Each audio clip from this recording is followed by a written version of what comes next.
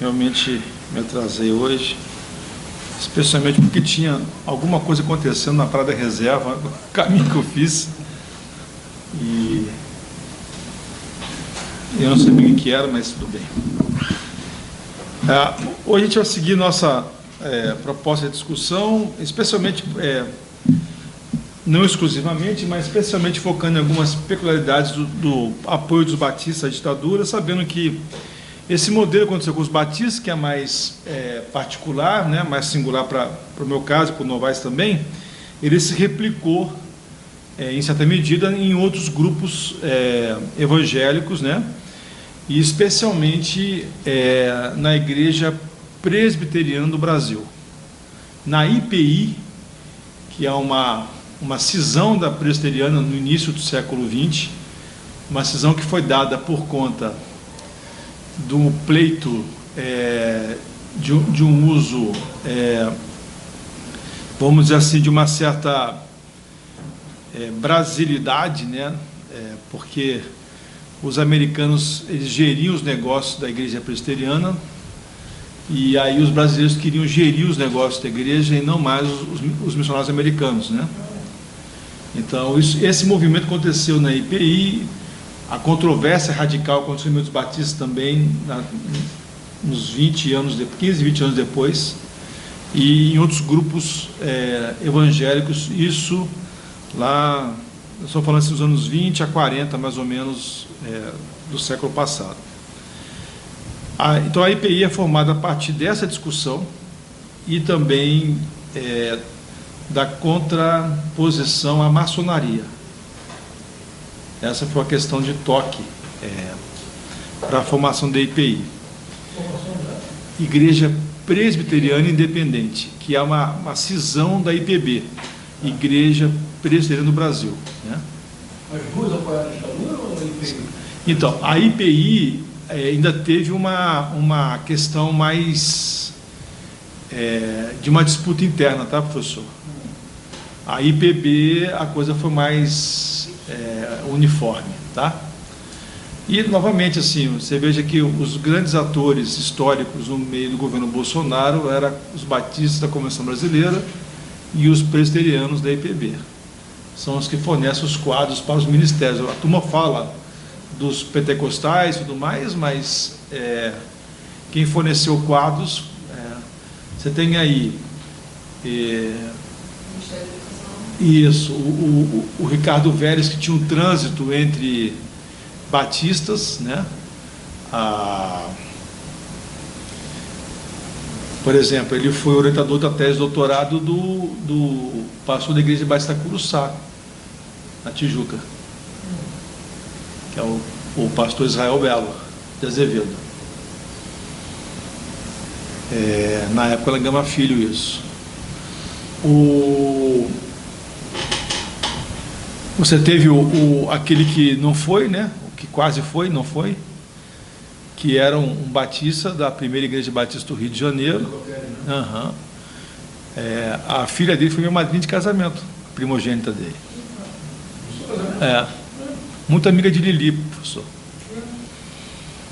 Isso cruzou até uma questão da relação de amizade, porque eu postei no Facebook à época, está todo mundo malhando ele, e eu falei assim, cara, para de malhar porque tem os filhos, olha os filhos. Os filhos não tem nada a ver. Os filhos têm carreira acadêmica legítima. Mas é uma situação tão peculiar, porque ele mentiu no currículo. Sim.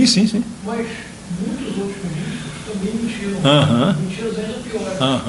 O único que foi cortado foi ele. Isso aí. O Ricardo Salles disse que tinha mestrado em ele, o outro disse que tinha a especialização em Harvard. Eram todos brancos. Ficaram todos. A mentira do Decotelli que pegou. É engraçado isso. Sintomático, né, professor? Aí eu fiz uma postagem no Facebook, essa minha madrinha de casamento, quer dizer, a madrinha da Lili, né, nossa madrinha, achou que eu estava falando mal do pai dela. Eu estava tentando defender os filhos, né, pedindo para aqueles que eu conhecia, para que não se manifestassem, né. Pessoal, ele é indefensável, não tem como defender o Decotelli. Mas pensa nos filhos, os filhos não tem nada a ver com isso. Ele é batista de berço, né? A família... É o atual presidente daquela filha que fica ali, Estácio? Não, ele não é pastor. Ele fez o curso de música no Seminário do Sul, nos anos 70, se não estou enganado. Não se chegou a formar, e depois ele enveredou para a questão da economia e tal, e aí foi dar aula, e teve empresas e tal. Então, assim, os filhos dele têm uma carreira acadêmica mesmo, com mestrado, acho que acho que não sei se o filho tem doutorado, mas pelo menos os 3 filhos têm mestrado, 2 na Fiocruz. Então, assim, são pessoas bem inteligentes, dedicadas e tal. Só que, bom, aconteceu esse negócio todo. Então, você tem lá o Milton Ribeiro também, que é o presbiteriano. Você tem o general Mário Fofoca, que é o general Ramos, que é da Igreja Batista Memorial de Brasília, se não estou enganado. E tem outros atores aí que, eventualmente, a gente vai lembrando aí que estão nesse processo, né? Então, como a gente falou na semana passada, o golpe, antes do golpe, mostrando que nas denominações evangélicas esse golpe aconteceu antes de ir para a rua. Houve uma limpa nesses grupos religiosos, inclusive na Confederação Evangélica Brasileira também houve um certo processo de asseamento, vamos dizer assim. Hoje a gente vai falar sobre o apoio ao golpe, e na semana que vem, não, na outra semana, que semana que vem é feriado, a terça que vem, a gente vai pegar um caso que era o movimento Diretriz Evangélica, que era um fomentador de pensamento progressista no meio evangélico, e ao pontuar lá, fazer uma comparação com o atual momento nosso, né? E que parece que esse tipo de fomento cessou, né? Aqui, então, eu tirei uma foto. Depois eu comecei a fazer a baixa pelo PDF mesmo, mas isso aqui é um documento da SNI, tá? E eles estão dizendo sobre a igreja protestante, ou as igrejas. Veja, os arapongas não sabem muito bem nomear as coisas, tá? A gente viu isso na semana passada. Então, igreja protestante, assim, não tem igreja protestante singular, né? Mas isso é coisa deles, né? Então, o que acontece nesse processo aqui? Eles vão dizer aqui, ó, vão dividir o movimento evangélico em dois, entre conservadores e progressistas. Aí vai falar assim: o grupo conservador está preocupado apenas com a questão da evangelização, a igreja espiritual, segundo a leitura deles, embora não use a nomenclatura que é usada no meio acadêmico. E a principal igreja desse segmento é a Igreja Batista Brasileira. Ele está falando aqui da Convenção Batista Brasileira. Tá? Então, conservadores, né? Isso. Aí ele está falando assim: os batistas são nossos. A página seguinte, que isso aqui é um final de página, né? A página seguinte, eles começam a falar dos luteranos, da preocupação com alguns presbiterianos, metodistas, entendeu? Mas eu quis assinalar isso aqui para dizer como é que eles viam a Igreja Batista, mesmo sabendo, assim, nós sabendo, e talvez eles soubessem, que a Igreja Batista não era uma coisa monolítica. Mas a liderança estava fechada no apoio à ditadura civil-militar. Tá? Então, luterano, metodista e alguns ramos do presbiterianismo. Nesse caso, poderiam ter posições mais à esquerda. Isso. Mas não são os batistas que tradicionalmente seriam mais democráticos, como eles? Isso, então. Mas aí que está, o golpe antes do... Hã? Você fala que isso é uma mudança da fala, né? Isso. O golpe antes do golpe é exatamente isso, entendeu? Assim, é a forma do silenciamento, os acordos que foram fechados para silenciar essa alteridade que deveria existir, justamente porque é uma denominação, entre aspas, democrática, congressional, né? Tá. Em tese, os batistas são defensores desse tipo de noção, né?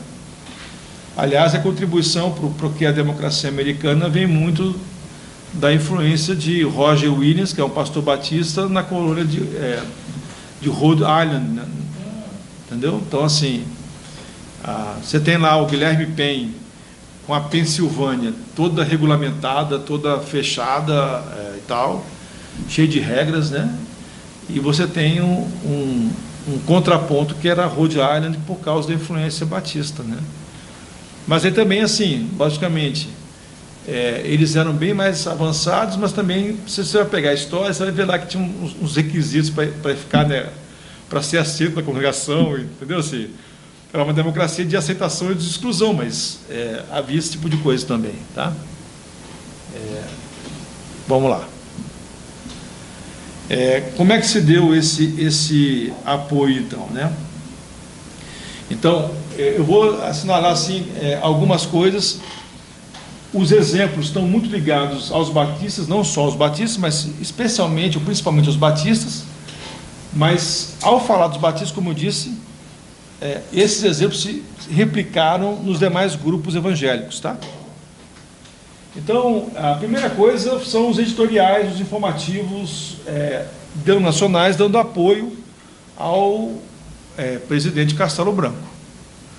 Então, invariavelmente, esses grupos todos publicaram editoriais dando boas-vindas ao novo presidente e alguns desses grupos dizendo que finalmente Deus respondeu às nossas orações. Então, o golpe é uma resposta de oração. Quando Deus intervém na história, intervém em favor da elite, né? É até um contraponto em relação ao texto bíblico que fala que Deus ouve a voz do oprimido e não do opressor, né? Mas é assim que foi lido o movimento, né? O Novaes, desculpa aí já ter começado, tá? Que é isso? Então aqui, logo na edição de 15 de abril, o novo redator, como eu falei lá no encontro passado, o redator do Jornal Batista, que era o principal. Veja, naquela época você não tinha rede social, né? Chamava de Jornal Batista. O Jornal Batista. O JB.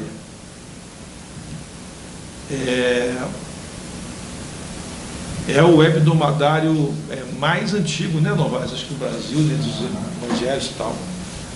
Tem mais de um século de existência, embora ninguém mais leia, mas continua sendo publicado, tá?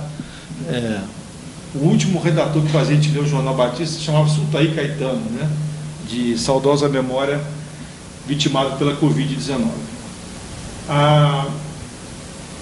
Quando há, então,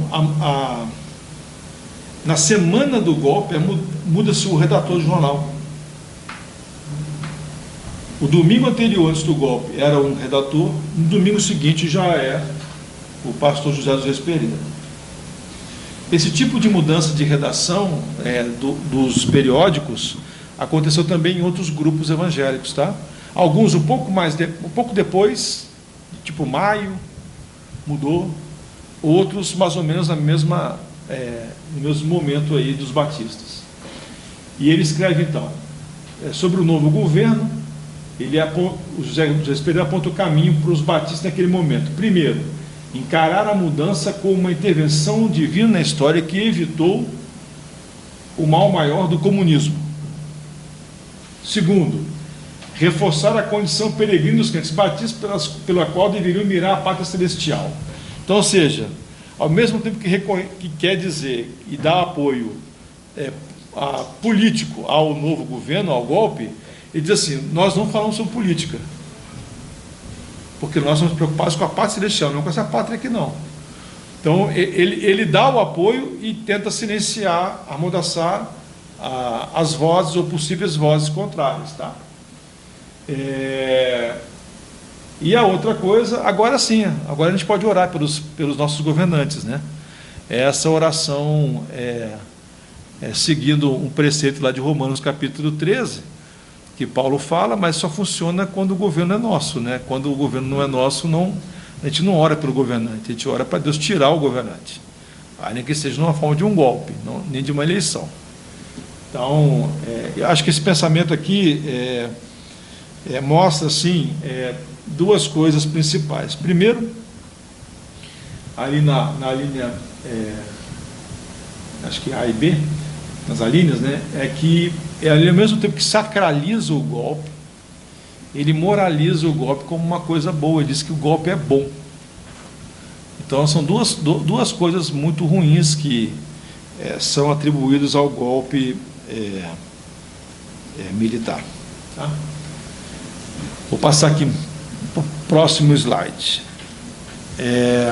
E aí começam as complicações, né? Então,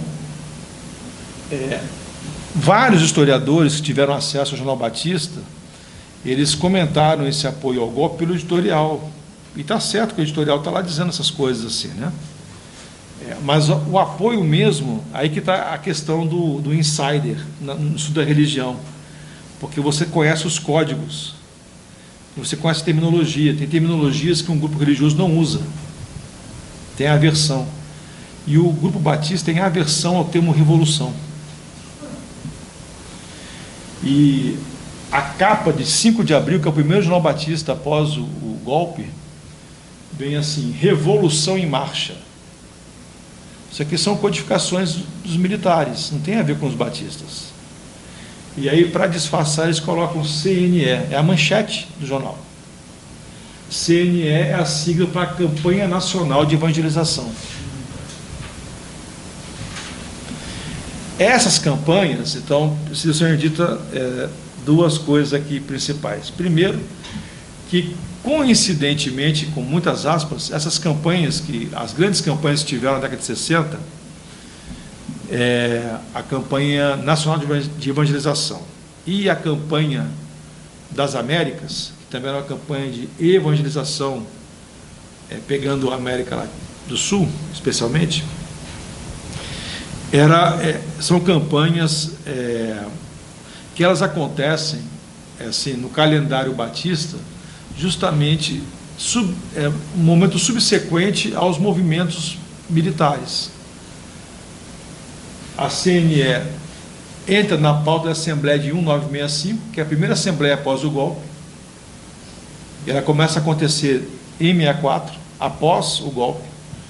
O pastor Rubens Lopes, que era presidente da Convenção Brasileira, que era presidente da campanha também, ele vai lá conversar com os generais em Brasília para dizer: olha, nós estamos fazendo um momento para salvar o Brasil, mas a gente sabe que o Brasil foi salvo por vocês. É uma outra salvação. Nós não estamos fazendo uma crítica a vocês, não. Tá?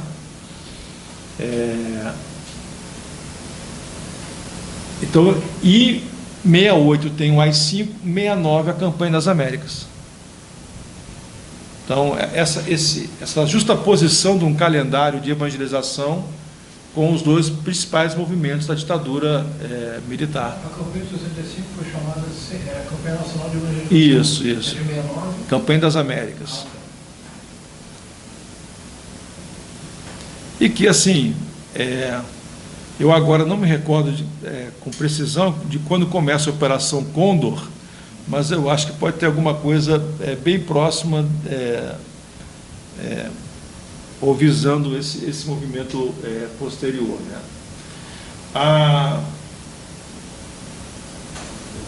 Aqui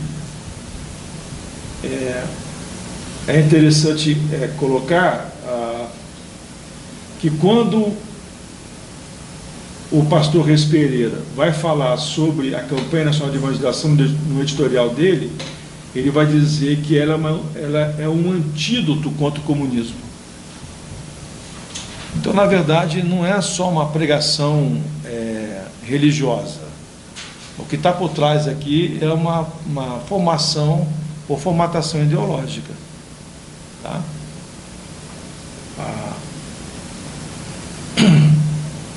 E uma outra coisa que isso aqui é uma suspeição, eu não tenho como provar isso ainda, acho que também nunca vou ter, mas é uma suspeição. Em 1965 acontece o cisma batista, o segundo grande cisma. O primeiro foi na Assembleia de Deus lá em Belém, lá em 1910, né, Novaes? 11. 11. 1910 eu tive outro Botafogo. E aí, em 1965, há a grande cisão entre os batistas, de onde surge a Convenção Batista Nacional, que eram os batistas renovados para os batistas carismáticos, né? Vamos dizer assim, pentecostais. Eu tenho uma suspeição que isso aí foi uma cortina de fumaça para que a Assembleia reverberasse tão somente esse tipo de assunto, que isso tomasse conta das mentes dos participantes, dos inscritos daquela Assembleia, para que tirasse qualquer tipo de fala em relação ao golpe militar. A realidade estava ali. Nas atas dessa Assembleia, só tem duas coisas estranhas lá. A primeira é uma menção no final da Assembleia de gratidão aos militares pela segurança. Então, assim, os militares estavam lá, o Exército estava dando escolta para que aquela reunião pública não descambasse. E a segunda coisa é que a mesa manda recolher um folheto que estava sendo distribuído. Bom, até aí, parlamentarmente falando, no meio batista, está correto, porque só pode distribuir qualquer coisa para os membros inscritos nas assembleias se você pedir a mesma autorização e ela der. Então, assim, que tipo de material é esse que não podia se pedir autorização, que estava sendo distribuído e que recebeu reprimendo da mesa?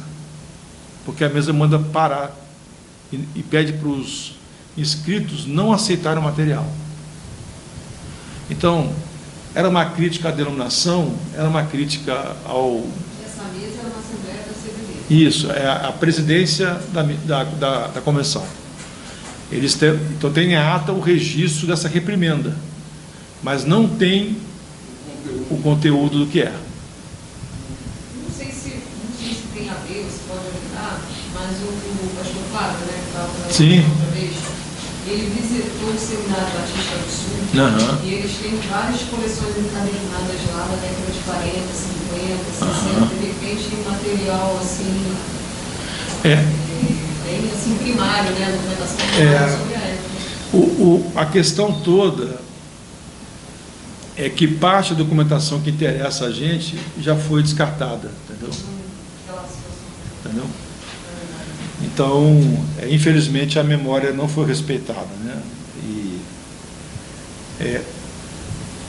E a outra parte, assim, você tem que vender uma imagem de chapa branca para poder acessar a documentação, né?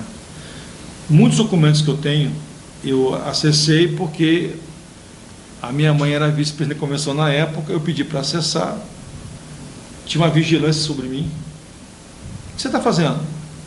Pesquisa. Mas é pesquisa de quê? Pesquisa de pesquisa. Entendeu? E aí eu tirei minhas fotos, formei um acervo que baseou parte... E tem coisa assim que tá... Tem coisa assim que eu sei que o cara não quis me citar, porque o documento só eu que tenho. E tem editorial do Reis Pereira, isso aqui qualquer um pode ter. Mas aquele, por exemplo, eu citei na terça passada, aquela pregação do pastor Reis Pereira, na convenção de 64, em Recife, com Miguel Arraes sentado. E ele fala lá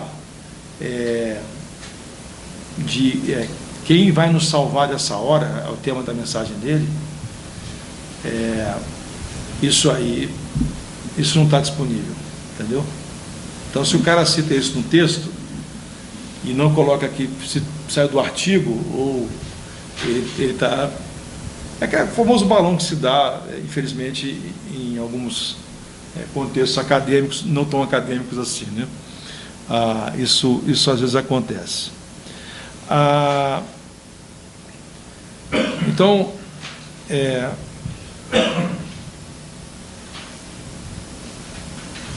esse projeto aqui, tanto fala da divisão, né, do corte no meio batista, como também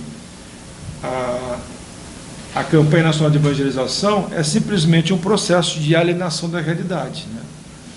Era uma forma de jogar uma cortina de fumaça para poder sair da discussão que estava em voga, que era o golpe militar. Então, veja bem, olha só, espécie de antídoto contra o comunismo. Olha o que o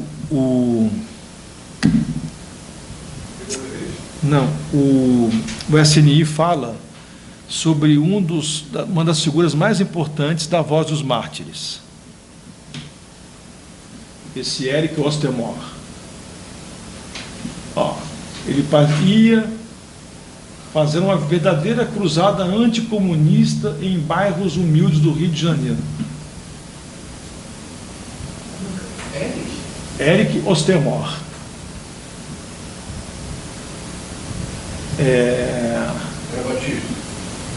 Isso aí é uma boa pergunta, eu não sei dizer.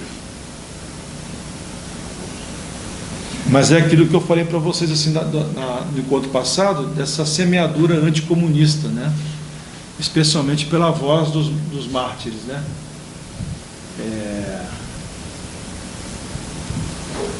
Crente de sua igreja. Tem ali no final parado.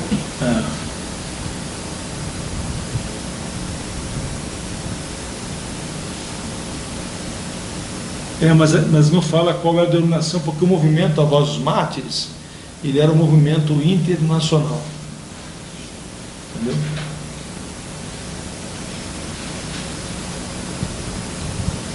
Não sei se você sabe também não.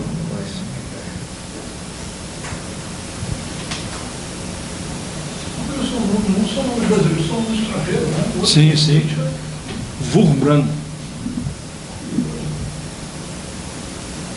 Esse é o endereço da Califórnia.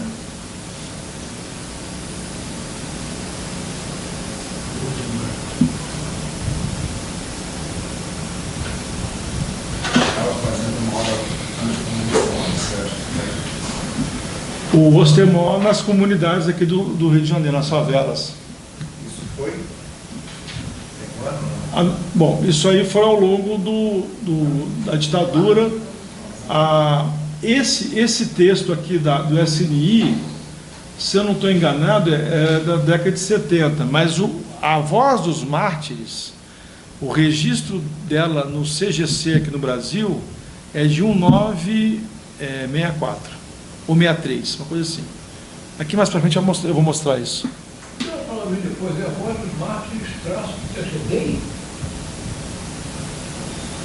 Não, aqui está BHP. BHP, Bola, Hotel, Pato.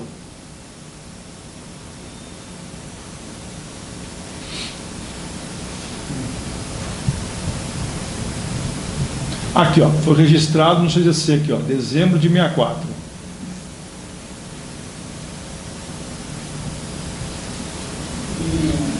Você falou muito sobre o americano, que o Fanini teve nos Estados Unidos na década de 50. Sim, a gente vai chegar lá. Assim, ele... A ficção de americano... Isso. O Fanini consegue o financiamento para poder comprar os equipamentos para a TV Rio, fazendo campanha nos Estados Unidos, dizendo, olha, se vocês não doarem dinheiro, o Brasil vai virar uma nova Cuba. E aí os americanos, eles saem cheios de dólar e compram os equipamentos para a TV Rio. Tá? Americano... Ludibriar americano é a coisa mais fácil do mundo. São duas teclas só que você aperta e o dinheiro vem. Então, deixa eu passar aqui um outro. Ó. E aí, o SNI, ó, então, esse documento é de 7/6, novembro 7/6, 9/11. O SNI está contrapondo dois tipos de grupo. E está dizendo aqui, nesse documento, e aqui é a CIS da Aeronáutica, né, que foi um dos piores elementos de repressão. Né? Ele está dizendo que a Voz dos Mártires, incontestemente, era um instrumento de apoio à ditadura militar contra comunista. Já esse underground evangelism, né, eles já tinham uma certa dúvida se isso aqui era ou não era a favor, porque eles tinham eles pegaram o texto do time que é usado aqui, o Novaes, nesse relatório. Deixa eu ver se ele está na próxima lâmina. Aqui. O pastor Valdemiro Timichak foi um dos grandes líderes batistas no Brasil, dirigiu a Junta de Missões Mundiais da Convenção Brasileira durante algumas décadas, era um líder assim, inconteste, né? E ele assumiu a vice-presidência daquele evangelismo underground, né? Que era a igreja subterrânea, na Cortina de Ferro. E aí ele escreve um texto que ficou muito famoso à época, no meio batista, especialmente, mas não só, Eu Chorei na Rússia. O texto não é um texto progressista não, tá, gente? Concorda comigo, Novaes? Não tem nada a ver com isso. Só que os arapongas entenderam que ele estava fazendo uma espécie de defesa. Na verdade, era uma defesa da condução do governo russo em relação ao sistema religioso, que é o que pegava Isso foi o que os arapongas leram. Ele não está falando nada disso no texto dele. A emoção dele era mais ligada aos afetos familiares. Valdemiro Timichak, ele tinha antecedentes na Rússia. Então, nessa visita que ele faz à Rússia, ele se emociona de ver como é que está vendo o que ele vai entender, uma espécie de avivamento, um renascimento da fé cristã na Rússia. Mas o choro mesmo tem a ver só com o fato de que a Rússia da minha família, que estava lá nos comunistas, não tem essa oportunidade de um novo florescer. O texto dele devia ser lido como um texto de crítica ao governo russo. Só que os arapongas entenderam como um elogio. Entendeu? Mas é difícil, não tomar nada a ver. Não, mas não é uma pessoa que lê. Não. Você lê com uma intenção. Você tem uma intenção de ler, porque é complicado. Mas ali era um texto informativo para um jornal, então assim, não tinha nenhum tipo de rebuscamento no linguajar dele, era um relato de uma experiência, é um texto bem tranquilo assim de interpretação. Não, mas dependendo da pessoa, daquela geração daquela música de você, saiu porque o Chico disse que era uma briga com uma mulher, né? Uma mulher autoritária. Então, é o que reforça. Mulher autoritária. Então, assim, o que eles colocam? Assim, o relator do SNI, ele colocava como um movimento rival de um com o outro, né, a Voz dos Mártires e o evangelismo underground, aquele da igreja subterrânea, e eles vão falar assim, olha, é possível que esse movimento tenha ligação do evangelismo underground com o Conselho Mundial de Igrejas, e que esse movimento seja, então, uma fachada do Conselho Mundial de Igrejas, então é uma coisa progressista e tal, e aí é uma condenação desse grupo. Os nomes que estão no grupo, eu vou voltar aqui, o Novaes conheceu bem esses nomes, né? porque ele era criança e adolescente de São Paulo, quando esses nomes estavam circulando. Assim, não tem nenhum assim, não tem nem Rosa fica, né? Não tem como. São nomes assim totalmente... André Peticove, João Falcão Sobrinho, Irlande Pereira de Azevedo. O Irlande então, assim, esses nomes aqui... Havia uma engraçada, que havia uma comunidade muito forte, a Igreja Batista do Lazarinho, depois se tornou a Igreja Batista de Boas Novas, havia uma comunidade de imigrantes russos muito forte ali. A igreja foi pastoreada por um pastor chamado Carlos Grigorovich, que era um pastor russo, e havia muitas famílias batistas russas, como o André Petkov, por exemplo, que aparece aí. E o meu avô, né, que eu tenho um sobrenome que é Pepe, que na origem era Piero. E aqui no Brasil virou PF era Piero. Então eu conheci muito bem essa igreja, porque meu avô fazia parte das comunidades batistas russos. O André Petkov, por exemplo, agora era justamente o contrário. Era um discurso anti-russo, eram discursos falando contra a Rússia. O meu avô tentando dizer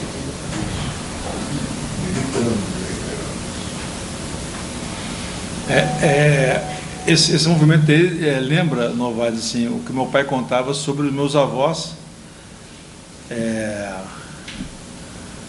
porque meus avós falavam, a minha avó era de ascendência alemã e meu avô ascendência tcheca, embora tenha nascido na Suíça. E eles falavam alemão em casa, e na Segunda Guerra Mundial eles estavam achando, a comunidade da cidade achava que eles eram nazistas, né? Aí eles tiveram que parar de falar alemão em casa, por conta desse tipo de suspeição que estava beirando já quase um linchamento público, né? Vamos voltar aqui. A outra coisa, e outro movimento de apoio ao golpe, foi o silenciamento editorial sobre a realidade sociopolítica, né? E aí, então, o Reis Pereira vai colocar, para ser bem claro, se alguém resolver mandar-nos uma apologia do comunismo ou uma diatribe contra o batismo por imersão, não verá tal matéria publicada por nós. Então, o Jornal Batista, que tinha uma altercação até antes do golpe, com um redator que era um pastor conservador, mas que respeitava as opiniões diferentes, que era o Almir Gonçalves, ele silencia sobre a realidade sociopolítica, só volta praticamente a falar quando, como eu falei na terça passada, quando o Figueiredo institui o 12 de outubro, feriado nacional, em homenagem à padroeira Aparecida. Aí entra um texto de um pastor de Volta Redonda criticando o governo militar, porque o anticatolicismo é mais forte do que o anticomunismo, entendeu? Nesse pêndulo de valores, né? Enéas Tonini foi um dos principais atores da cisão entre os batistas, e ele... veja, os batistas carismáticos estavam tão entusiasmados com o golpe quanto os batistas da Convenção Brasileira. Então, só para reforçar que a suspensão daquela nuvem de fumaça que foi criada pela cisão. E o Enéas Tonini vai dizer que o golpe foi uma resposta de oração. Que eles fizeram vigília para que acontecesse alguma coisa e agora aconteceu. Então Deus respondeu às nossas orações. Uma outra coisa que é interessante. É surpreendente, porque na última tentativa de golpe, isso voltou a acontecer. A círculo de oração da votação do Bolsonaro no poder, o círculo de oração que apoia o golpe. Não só entre evangélicos e católicos. curioso, não? Isso. Assim, por que o que ele está dizendo ali é que o golpe ocorre com uma intervenção divina. Uma resposta às orações. Isso aí, exatamente isso. Então, assim, o importante de olhar para esses fatos aqui atrás é porque eles se repetiram agora, e esse modo de entrelaçamento, melhor dizendo, entre evangélicos e militares, ele continua desde esse momento aqui, tá? Não mudou. Isso aqui é uma coisa bem interessante, para mostrar para vocês assim, o que é bem curioso nessa questão do apoio e também da inserção no meio batista, né? Porque veja, as atas antigamente eram feitas em livro de atas, né? E no meio batista você não tem acesso às atas. Você não chega lá, eu sou crente da igreja de Barão Taquara, onde o pastor Novaes é pastor. Eu vim aqui ver a ata de 1980. Veio? Você pode voltar. Ou pode ficar sentado aí até criar raiz. Você não vai ver nada. Os batistas não mostram os documentos. Isso é uma determinação, má vontade. Então, isso é uma coisa bem interessante, porque o que eu falo assim, teve uma pessoa que veio para mim e falou assim, eu fico muito incomodado com seus artigos. Mas por quê? Não, porque você está expondo os batistas. Não, eu estou dizendo o que aconteceu. Vocês não têm orgulho do que aconteceu? Vocês não se ufanam pela história dos batistas? Então, qual o problema de mostrar o que aconteceu? Então, assim, em parte, esse tipo de não acesso, ele não é um não acesso determinado por uma assembleia de convenção. Isso não existe. Pelo menos eu não tenho conhecimento disso. Mas ele é um não acesso para preservar uma forma de contação da história que não mostre as sombras. Então, eu acho que basicamente esse é o prisma que está por trás dessa dificuldade em ter acesso aos documentos, né? Você tem uma ideia? A gente publicou 2 artigos, né? Na verdade, eu publiquei mais um sobre o seminário, então foram 3 da minha pesquisa. E aí, posteriormente, hoje até professor na UERJ, o Felipe Degani.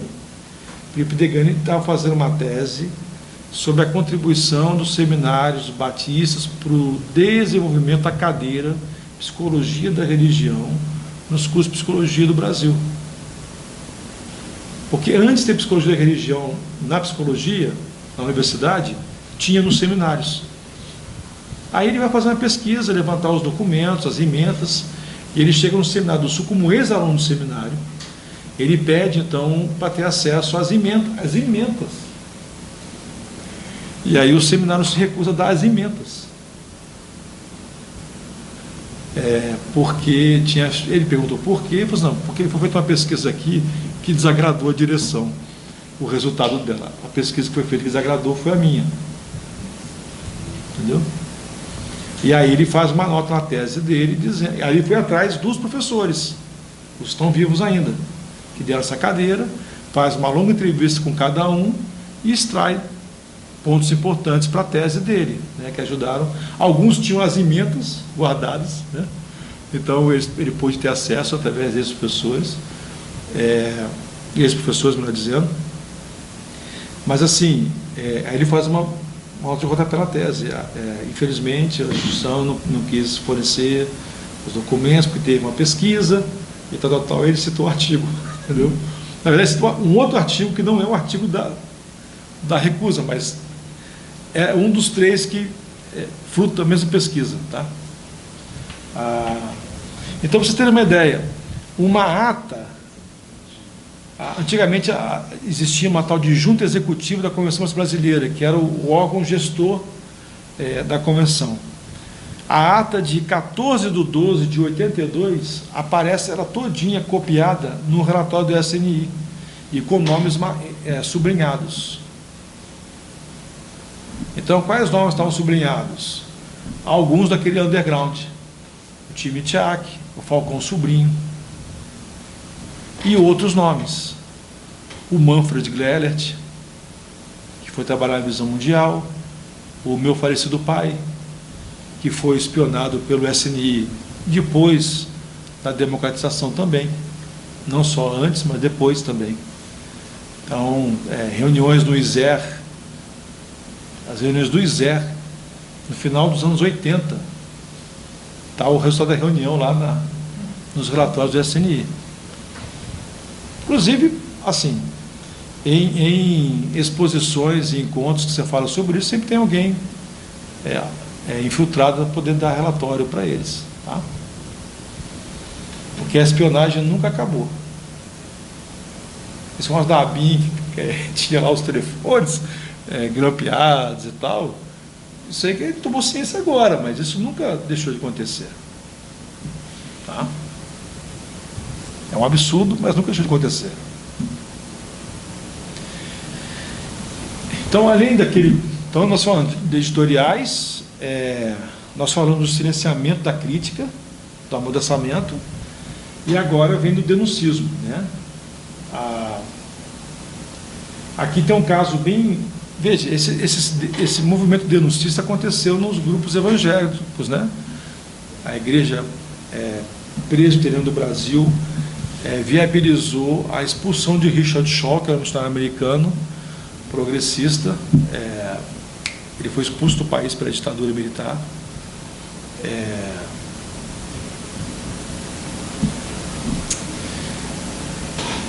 Teve isso no meio batista, mas isso aí é mais fluido, porque a gente só teve um caso que eu vi nos documentos da SNI de um ex-professor do Seminário do Norte que foi torturado e, quando liberto, ele fugiu para os Estados Unidos e ficou radicado lá até morrer. Mas, assim, tiveram casos de denuncismo dentro de igrejas. Mas aí, como não tem um órgão central que manda, fica muito fluido a apuração, né? Você tem que ir igreja por igreja e buscar os documentos de cada igreja, se derem acesso e tudo mais. Mas no caso metodista, que é um movimento episcopalizado, né? Tem um governo feito por bispos, né? É bem interessante porque o bispo Sucasas e o seu irmão, que era um pastor também, do mesmo sobrenome, eles tiveram uma reunião no DOI-CODE e receberam um certificado de apoiadores massas da ditadura e passaram a fazer um denuncismo, entrega de fiéis ao DOI-CODE, a Operação Bandeirantes, por exemplo, também. Nesse caso, nesse momento é que Anivaldo Padilha é preso, é torturado. No material que eu mandei para vocês, e aqui eu faço um parênteses, perdão pela semana passada, eu falei que tinha mandado o e-mail para Casadice, não tinha mandado, tá? Eu mandei para o Novaes, achei que tinha mandado para todo mundo e não tinha mandado. Aí eu mandei essa semana para ser repassado para vocês. Tem um livro lá de memórias protestantes sobre a ditadura, que é organizado pelo Zwinglio.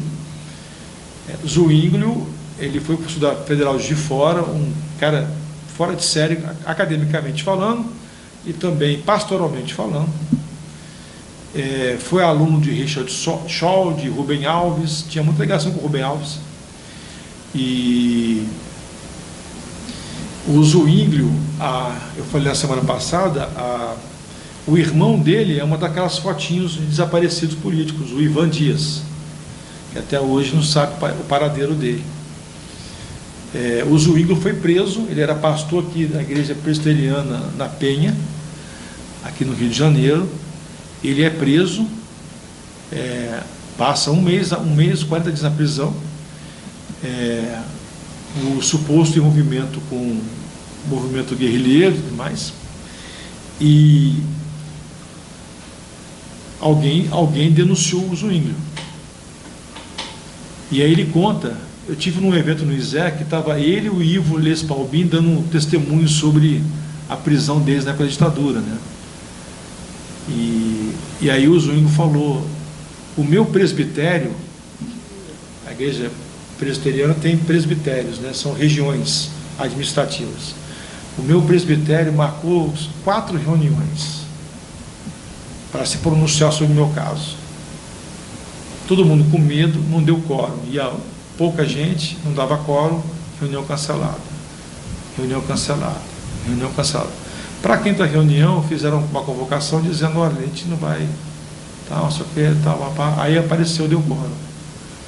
E de lá saiu um documento dizendo, nós somos nós, ele é ele, nós não temos nada a ver com ele.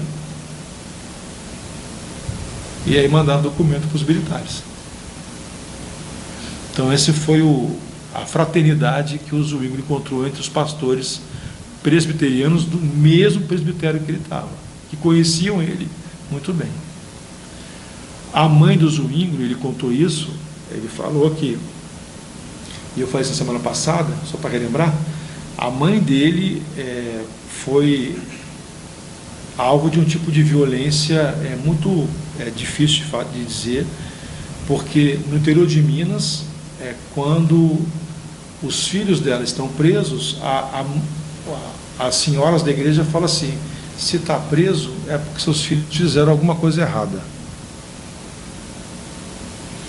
Então, assim, em vez da igreja ser um momento de apoiar e tal, querer tirar satisfação do governo militar porque está prendendo os nossos jovens e tudo mais, ele estava lá criticando, se está preso, os militares sabem o que estão fazendo. Então, se está preso é porque merece estar preso. O Arivaldo, então, ele é entregue, ele é torturado várias vezes. E ele conta nessa memória protestante, no testemunho dele, que teve uma vez que ele não estava aguentando mais, e ele fez uma oração a Deus, sendo levado de novo para a tortura. Ele falou assim, Deus, não estou aguentando mais. E disse que naquela hora ele ouviu um estalo na cabeça dele. Um estalo. E ele não lembra de mais nada a partir do estalo. E ele só lembra de quando ele está colocado na porta da prisão para ser mandado embora, para ser solto, que dá um estalo novamente na cabeça dele e volta à consciência. E ele é tido como maluco, por isso que pararam de torturar ele e posteriormente liberaram ele da cadeia. Porque ele ficou tido como maluco. Tamanho foi a violência que ele foi exposto. E numa das torturas, o torturador falava assim, você é comunista. Não, não sou comunista. Você é comunista. Não, não sou comunista. Você quer que eu acredite em você ou no seu pastor que te entregou? Então, essa foi a experiência dele, né? Então, veja, o contraponto. Anivaldo Padilha, ele era um líder da juventude metodista, né? Então, enquanto os metodistas estavam sendo torturados, porque eram mais progressistas, o presidente da juventude batista, que era o pastor na época, Irlande Pereira de Azevedo, tirava foto ao lado do presidente Médici.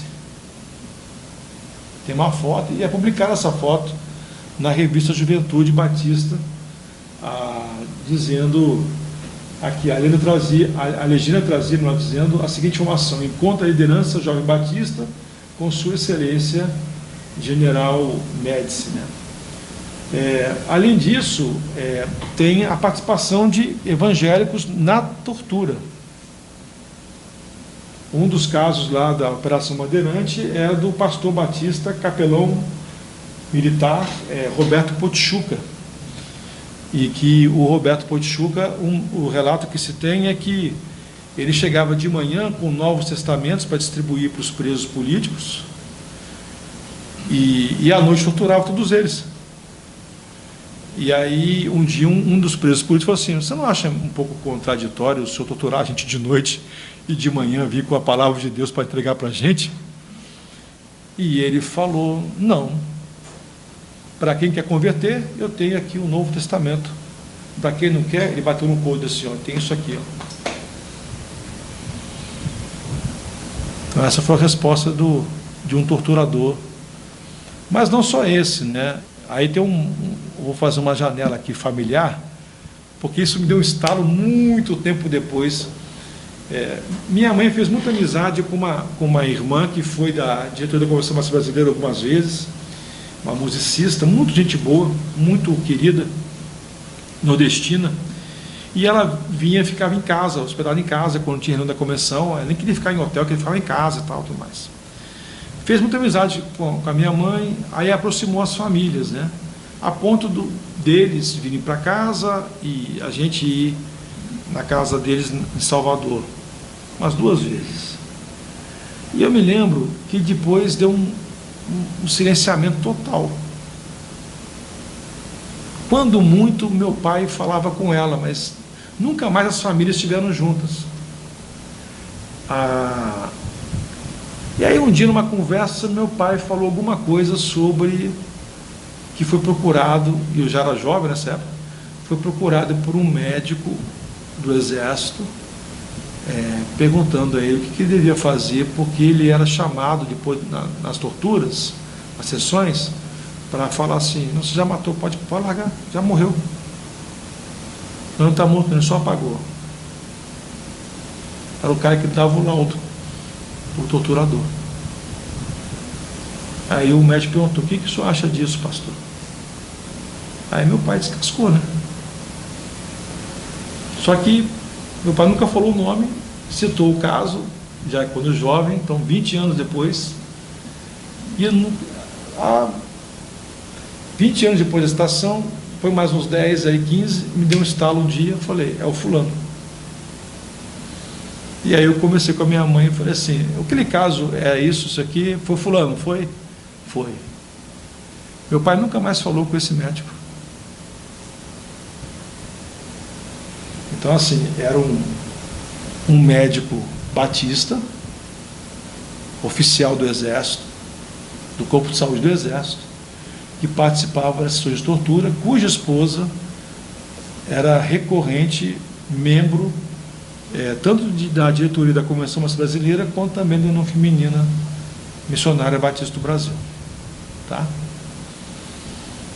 Não vou citar o nome por causa dela, porque pelo dele não tenho o menor receio nem pudor pelo que ele fez.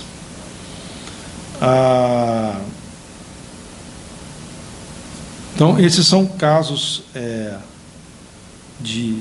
da ditadura. Aquele livro, Memórias Protestantes, é lançado no encontro da ONG Koinonia, e naquele movimento do Koinonia aconteceu uma coisa bem interessante, porque teve uma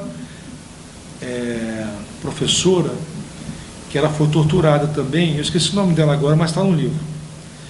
E eu me lembro dela, porque ela chegou para falar com um pano na cabeça. Nós estamos falando isso aí de 2015, com um pano na cabeça, com aquele óculos escuro, sabe aquele que parece um besouro, né? E tal.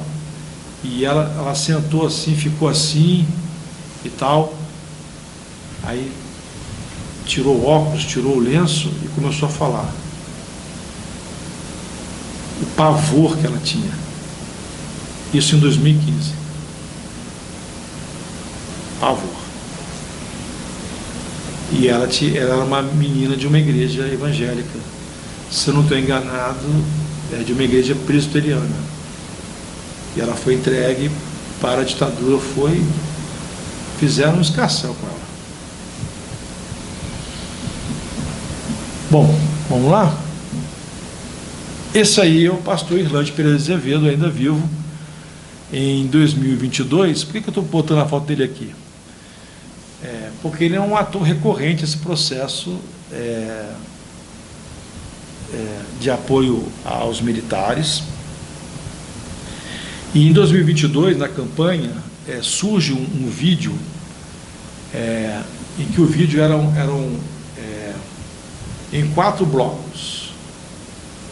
E os blocos eram Deus, Pátria, Família e Liberdade. Tá?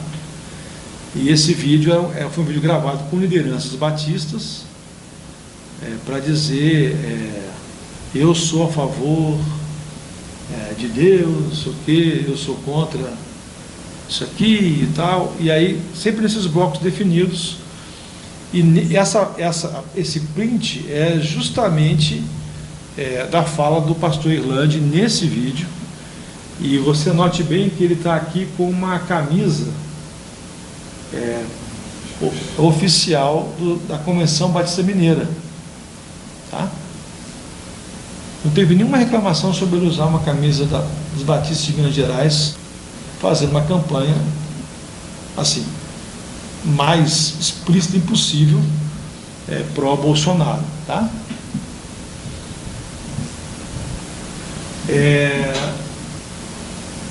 Isso aqui a prisão o fichamento do reverendo Jovelino Ramos, que era um pastor presbiteriano da igreja presbiteriana de Ipanema. Ele é uma das lideranças progressistas daquela época e tinha muita ligação com o Richard Shaw, com o Rubem Alves e tudo mais. E ele é preso. E só para mostrar para vocês assim, nesse relatório todo, no primeiro momento quem está assinando é o Figueiredo, no outro momento quem está assinando é o Humberto de Souza Melo, tá? Que andavam muito juntos os dois, por conta do SNI. Deixa eu ver aqui onde é que eu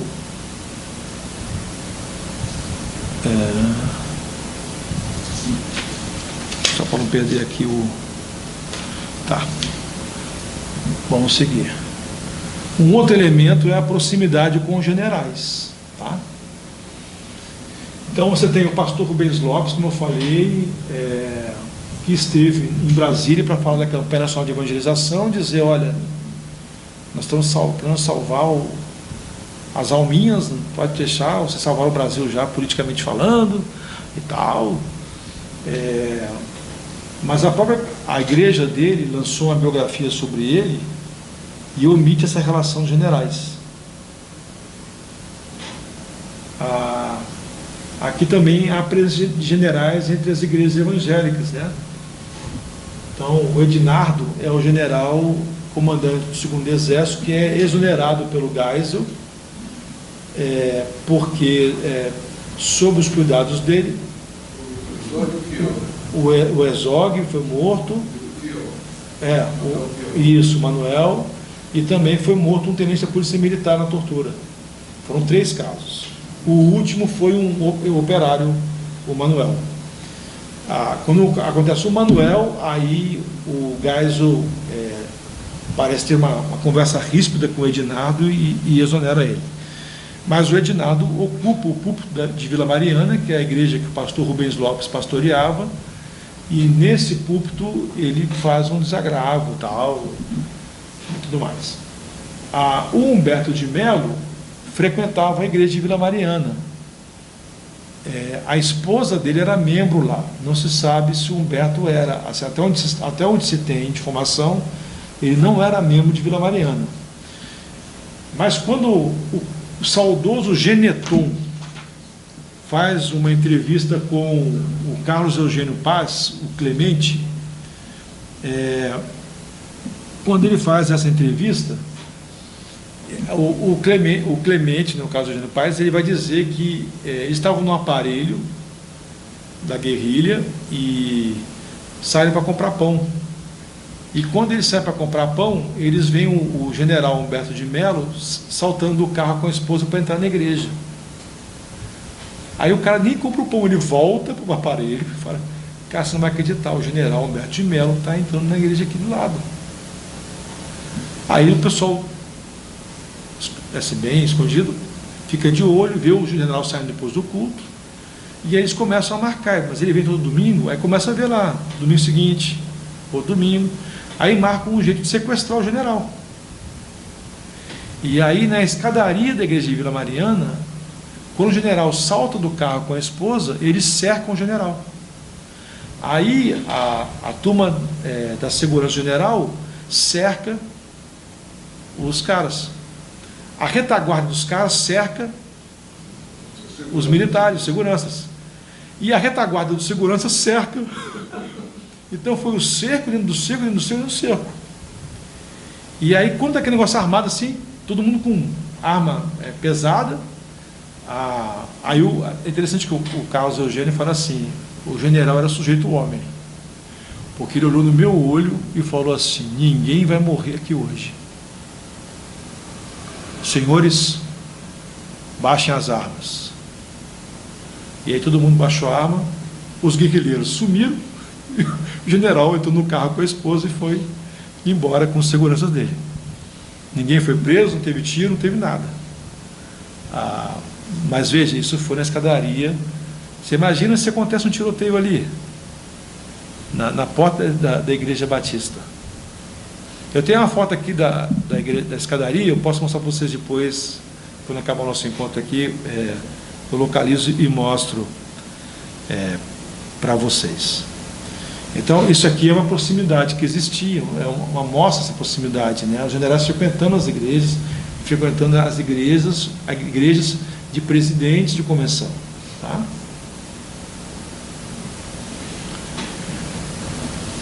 Isso aqui é um relatório de um decreto de 11 de dezembro de 80, listando quem serão os alunos da ESG, em 81. E aí você tem assim diferentes políticos, membros de conselhos de classe, aí vem por itens, né? E o único item religioso que tem é esse aqui, ó, Convenção Batista Brasileira. E quem são os pastores que vão para a ESG? Fanini e Irlande. Fanini teve um escândalo depois, ou aqui. Eu me lembro muito do Fanini, uns 10 anos atrás, eu lembro que ele circulava muito. Então, ele teve um problema, mas esse é bem posterior, porque ele colocou na cabeça que ele ia construir uma igreja, a Catedral de Niterói, projetada pelo caminho Niemeyer, projetada pelo Niemeyer.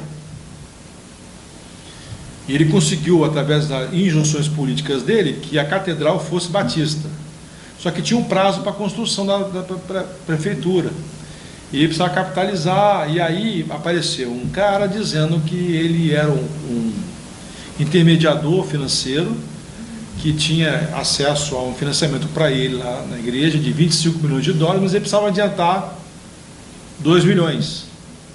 Estou citando uma cifra aqui, tá? Mas é para lá de milhão, tá? E aí ele limpa as contas da igreja e dá para o cara some. Acontece muito agora, né? Isso. Tá? E eu vou lembrar que na questão do Neymar, que era comunista. Isso. Muito bem colocado, Novaes. E também a participação de generais em eventos, né? Então você tem uma reunião da Junta Executiva da CBB, que em vez de ser aqui no Rio de Janeiro, onde é a sede da convenção, foi lá em Brasília, né? Na Igreja Memorial Batista, que à época liderada pelo pastor Aurélio Vasconcelos, que era o presidente da juntiva. Aí na época tinha assim, a presidente da Assembleia e o presidente da Junta Executiva. Eram duas coisas diferentes. E o Jornal Batista, né, destaca o prestígio dos batistas, porque tem um presidente que foi na reunião. Né? Então, também, aí sim, esse aqui foi a coisa maior. Fanini censou o general Figueiredo, lotando no Maracanã. Tem um episódio bem interessante aí que o Fanini promete ao Edir Macedo que ele vai ter direito à palavra, e aí ele não dá a palavra ao Edir Macedo, logicamente que não daria, né, Novaes? Nunca daria, todo mundo sabe disso. E aí o Edir Macedo leva um terço do Maracanã embora quando ele percebe que não vai ter mais direito à palavra, ele vaza. Porque ele tinha ajudado a encher o Maracanã nesse dia, né? É possível que nesse dia tivesse mais gente do que na final da Copa de 50, tá? E o título do culto é Deus Salve a Família. Esse Deus Salve a Família é uma alusão à marcha em defesa da família lá em 64, tá? A tradição família, verdade. Isso aí. E, olha aqui, ó, professor, um detalhe importante. Milton Ribeiro, com a Bíblia, com o título... aqui, ó. Em 82 foi impresso 1 milhão de Novos Testamentos, Deus é Amor, e que tinha uma mensagem do Figueiredo. Uma página do Figueiredo. Era uma espécie de prólogo. Isso. Uma espécie de prefácio. Isso. Não estava branco? Não, ele era uma capa colorida, tinha acho que uma árvore, não era, não? Uma coisa assim, e uma faixa verde e amarela, um amor, isso. Isso, isso. É uma encadernação bem popular. Isso. Sim. Página, papel jornal. Papel jornal, verde e amarelo, uma faixa assim, de cima e embaixo, na capa. Foi 25 milhões? Eu achei que era 1 milhão. Então foi bem mais. Então isso tudo é para incensar o Figueiredo, né? E logo depois veio a concessão, né? Isso. Então aqui, ó, esse aqui é o documento do SNI, de 30/12/82, falando sobre esse movimento do Maracanã. E aí ele pega um jornal, que era um jornal de uma organização, de uma ONG, hoje seria uma ONG, né? Do Reencontro, que foi, ele informou. E aqui está o Maracanã lotado, ao púlpito com o Fanini, teve um coral, o Bill Wicks dirigiu um coral de 1000 vozes, não foi isso? Vários corais aqui do Rio de Janeiro e tal. Ele fez uma coisa, ele fazia uma coisa muito no estilo do Billy Graham, né? Ele imitava muito Billy Graham, gostava de ir no estádio, botar a gente fora dos grandes corais cantando. Era aquele mesmo estilo. Ele queria ser o Billy Graham, né, não? Ele sentia uma espécie de Billy Graham do Brasil. Aqui diz, ó, Fanini foi aluno da AMAN, solicitando o desligamento para seguir sua vocação sacerdotal, e aí fala dos cargos que ele ocupou e tudo mais. Bom, eu estou mostrando aqui para vocês porque tem as fotos, né? Essa aqui é o Figueiredo,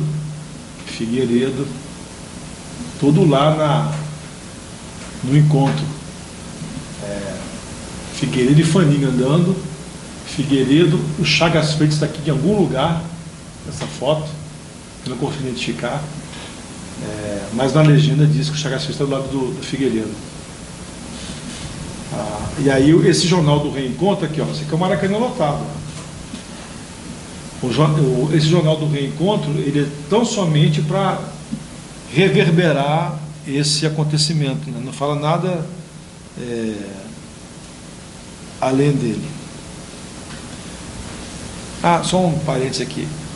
Eu mostrei o negócio da ESG, né, do Fanini do Irlande. No ano anterior, quem tinha feito o ESG era o reverendo Guilhermino Cunha, da Igreja Presbiteriana do Brasil, que foi o pastor da Catedral Presbiteriana na Praça Tiradentes.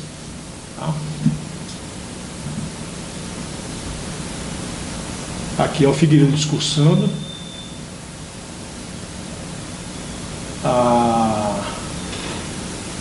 Tem algum lugar aqui, não sei se eu coloquei. Presidente Figueiredo aponta o Evangelho como guia seguro. Tudo isso está no documento lá. Tem algum lugar aqui, não sei se... Deixa eu passar mais um aqui. Não. Então eu não coloquei aqui, mas nesse mesmo jornal tem um texto do Harold de Oliveira, falando sobre esse evento. Tá? Isso é importante porque são os traços. Na turma da ESG, que o Fanini fez, o Harold também fez. Falei que eles começaram o contato segundo o próprio Harold. Tá? E aí começa a haver um entrelaçamento que viabiliza o Harold como político. E aí começa todo o processo de, assim, íntima comunhão entre o Fanini e o Harold, né? Isso aqui é uma carta do Fanini, que está no relatório do SNI, mas que foi mandado para o gabinete da presidência, falando sobre agradecendo ao Figueiredo por ele ter estado lá no evento do Maracanã e tal. A carta é uma carta de apoio ao Figueiredo, aos militares, né?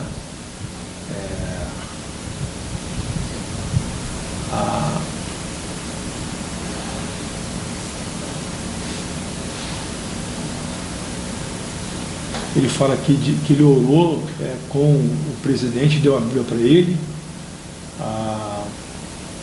Aqui ele fala que, cita a Bíblia, não há autoridade que não venha de Deus. Então, assim, é uma carta de apoio expresso ao Figueiredo, mesmo que agradece ao Figueiredo pelo evento, né?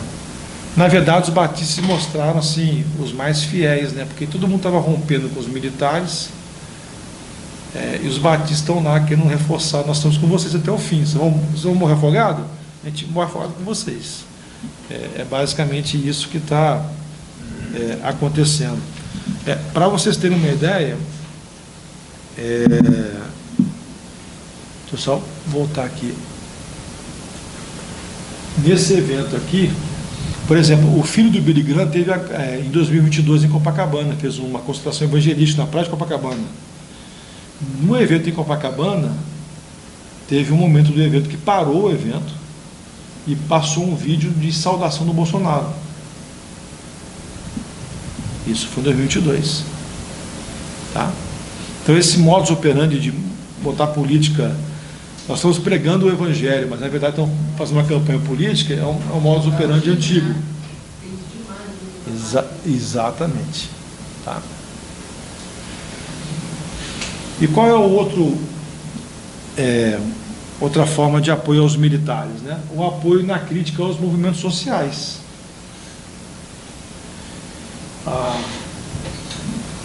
Então, olha só isso aqui. Em 1983, a liderança batista instituiu o Dia Nacional de Oração. Qual foi o dia que eles escolheram para o Dia Nacional de Oração? O dia 1º de maio.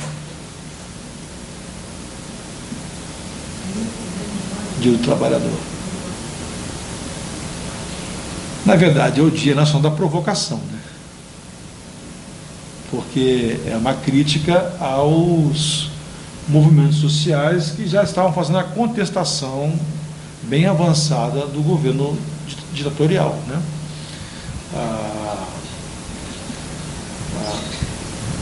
Então, esse é um... Agora veja, vamos fazer um corte. Você vai para 2018, STF vai julgar o habeas corpus do Lula. Se o Lula é solto, ele ganha, Bolsonaro não é eleito.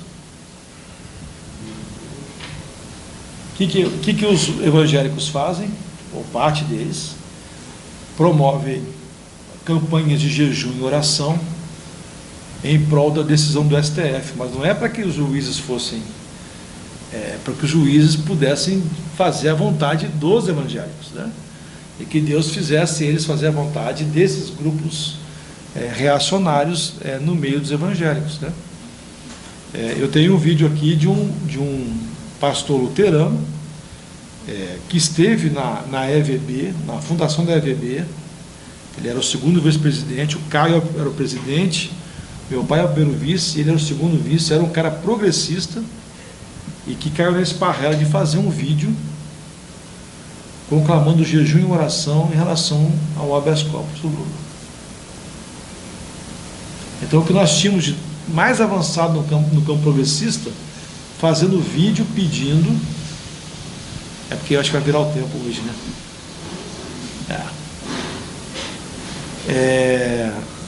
Mas espera para virar só quando eu chegar em casa. Então esse era um movimento que foi feito assim, repetido, né? Sempre a oração como... Não é a oração pela oração, é a oração como instrumento. Exato. Isso. É a oração como instrumento político, né? Sim. Como o jejum do Malafaia, né? Exato, é isso aí. Que na verdade o jejum do Malafaia é só o café da manhã. Isso. Você janta bem, sobremesa boa, dorme, só almoço. Então o jejum do Malafaia é só café da manhã. Não tá, pastor. O jejum do café da manhã não dá. Eu já acho o jejum errado qualquer um. É o jejum intermitente, né? O outro tipo de apoio é o apoio que a gente pode falar assim, de registro da fidelidade nas comunicações. Então, assim, há documentos nas atas da Convenção Brasileira, pelo menos esses dois aqui, ó. Uma mensagem de parabenização ao almirante de esquadra José Maria do Amaral Oliveira pela assunção ao cargo de chefe do Estado-Maior das Forças Armadas. E um telegrama de parabenização para o presidente Figueiredo pelo pronunciamento contra a pornografia. Tá? Uma terceira forma de se ver o apoio quando em tese da posse do Tancredo, foi marcada a posse do Tancredo, que não teve, mas o pastor Irlande foi convidado para esse momento, como presidente da Comissão Brasileira que ele era. E ele não vai. Ele recusou o convite. Mas ele podia recusar o convite e não registrar em ata. Por que ele registra em ata da Convenção Brasileira? Era só justificar, não aparecer, mas ele faz questão de registrar em ata, porque isso aí é uma forma de manifestar a fidelidade dele à ditadura. Tá? Ele faz a questão de registrar, diz que é por conta de uma enfermidade. Se a enfermidade era real ou não, isso já é uma outra conversa. Qual foi a recompensa pelo apoio, né? Então, pelo menos algumas coisas aqui estão colocadas. Eu citei 3 flancos, né? Mas há outros elementos também que a gente podia catalogar, mas esses 3 são principais. O primeiro são cargos. Heraldo Gueiros, da IPB, ganha um cargo de procurador da Justiça Militar, depois vai para o Superior Tribunal Militar e depois é governador biônico de Pernambuco. Esse aqui foi um cara que entregou muito presbiteriano para a ditadura. Tá? Família Gueiros. É uma casta, com todos os termos lá, que a aplicação casta faz, jus de Pernambuco, mas que está espraiado para outros lugares do Brasil também, inclusive aqui no Rio de Janeiro. Tá? O segundo tipo de recompensa é a recompensa em termos de capital político, né? Então nós temos aí um caso sintomático, que é o caso do Clériston Andrade, que era um diácono batista, que era muito ligado à ACM e que possivelmente iria ser eleito governador da Bahia em 82. Só que teve um acidente de helicóptero e morreu. Então, assim, quem apoiou a ditadura, quem estava com esses grupos reacionários, capitalizou politicamente o apoio também, porque esses caras estavam no poder, né? Então eles facilitavam os caminhos, né? E aí a exposição daqueles que estavam ali. E a outra forma de recompensa foram as concessões, né, de canais, e talvez o caso mais sintomático tenha sido o caso da TV Rio, né? Então, um dos artigos que a gente mandou para vocês fala sobre esse histórico. No processo de escolha, você tinha o Grupo Abril, Secretaria de Estado da Cultura do Rio de Janeiro, querendo o canal, e alguns outros grupos pesados de comunicação ou de governo, e foi dado misteriosamente uma empresa recém-criada chamada Rádio Difusora Ebenezer. que funcionava no estatuto. Era uma empresa de papel até então. E isso, sim, foi dado para o Fanini, porque era um prêmio aos batistas. Mas como um grupo religioso não pode receber a concessão por lei, então destinou-se a um ator, né? Mas o Fanini só ganhou por causa dos batistas. Senão não teria ganho essa concessão. E aí, logicamente, que tem todo um trâmite, o desenrolar, tem uns relatórios do SNI, inclusive fazendo o troço do Fanini, porque parece que a TVRI vai falir. Eles comentam, os arapongas comentam, tipo assim, é perceptível um certo sarcasmo em alguns registros, tá? A TVRI chegou a concretizar, né? Foi para virou depois da SBT, não, ela foi vendida, ela começou, entrou. Uma questão interessante, que é o seguinte: o Walter Avancini tinha dado o padrão Globo, né, e tal. E naquela época, ali não, meados... Walter Clark, não? Walter Clark. E naquela época ali, você não tinha ainda esses jornais que a gente tem, lá do repórter ir lá no lugar e fazer uma ponte para reclamar até que alguém atendesse ali, né? Esse negócio que RJ e SP fazem muito hoje, não tinha. E o Walter Clark tinha planejado isso. E ia ser assim um negócio lá. Só que o Fanini não tinha competência nenhuma para dirigir canal nenhum e acabou entrando em conflito com o Walter Clark justamente por isso, porque ele achava que não devia perder tempo com essas coisas. E o Walter Clark pediu demissão. Quando a TV Rio entra no ar, ela entra assim muito precária, com uns programinhas. Para ter uma ideia, a própria filha do Fanini fazia um programa infantil imitando a Xuxa na época. Era esse tipo de horror. E a TV Rio depois é vendida para o grupo do Edir Macedo, né? Primeiro o Múcio Ataíde. Mas assim, o Múcio adquiriu uma parte do controle, né? E depois é vendida para os laranjas da Universal, né? E aí passa para a Universal e tal. Isso.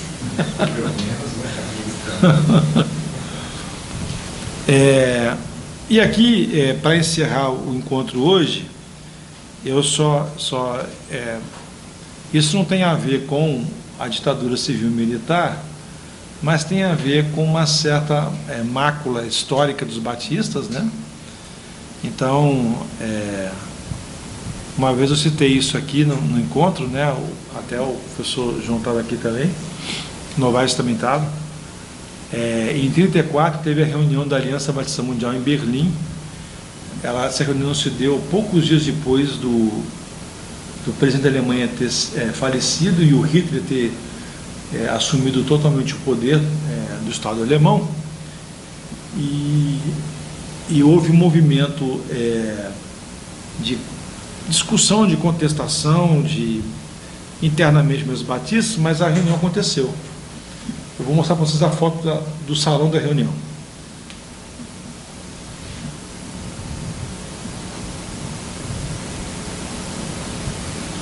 E quem é que publica essa foto e esse artigo? É justamente o Informativo Oficial dos Batistas do Sul, lá no Tennessee. E ele publica por quê? Porque ele está querendo atingir a Aliança Batista Mundial, que é liberal. Está vendo? Esses caras estão... Há um discurso de que o progressismo é que estava por trás do nazismo. E aí eles publicam dizendo: nós somos os fundamentalistas conservadores, não tínhamos parte com isso, mas... Não, publica, seria o equivalente ao JB, só que nos batistas do Sul dos Estados Unidos, tá bom? E qual foi a resolução da Aliança Mundial Batista de 34? Não, mas assim, esse assunto do apoio a Hitler ou não, ele não entrou na pauta. Ele foi uma discussão de corredor, entendeu? Do incômodo de alguns por estarem ali e, logicamente, outros tantos que achavam natural, não ter problema nenhum estar ali, entendeu?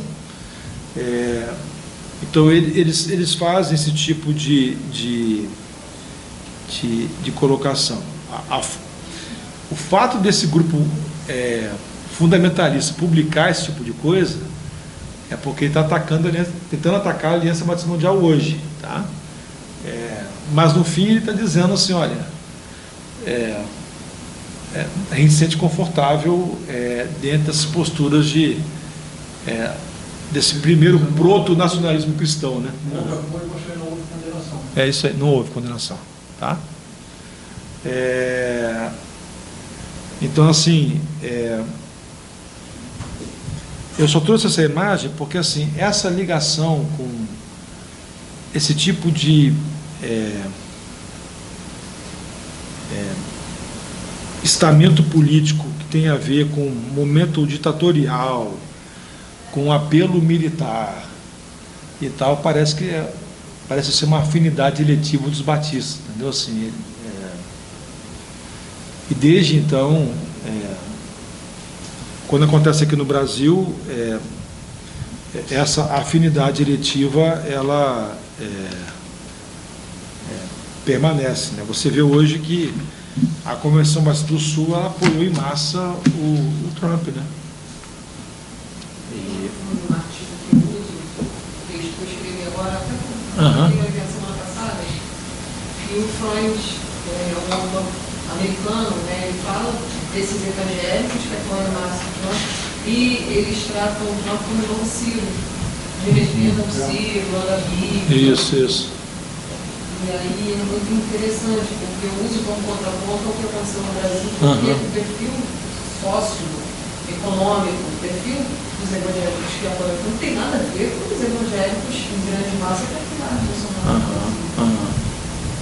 Mas há algumas semelhanças discutíveis. Sim. Então, gente, é basicamente isso. Aqui só para relembrar vocês, então, vou fazer aqui que o Felipe me orientou a fazer.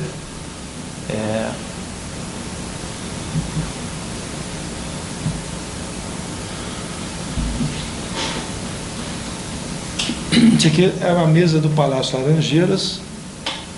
Aí eu vou dizer assim, ó, segundo o guia do Palácio. Ele mostrou assim, ó, ele falou assim, sabe aonde você tomou café com o governador? Eu confesso, eu tomei um café com o governador Cláudio Castro.